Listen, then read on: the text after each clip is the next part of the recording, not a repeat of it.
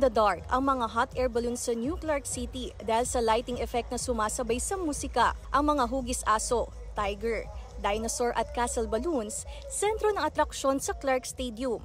Bahagi pa rin ito ng 24th Philippine International Hot Air Balloon Fiesta.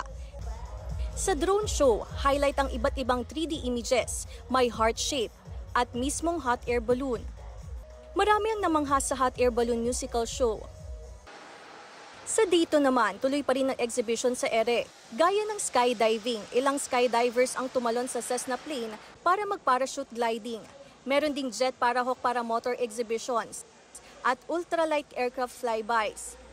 Isa sa mga tampok na air exhibition ang ultralight airplane flying tulad nito at bago makasakay ay tiyaking may kasamang piloto bago makalipad at dapat maabot ang 110 kg weight requirement.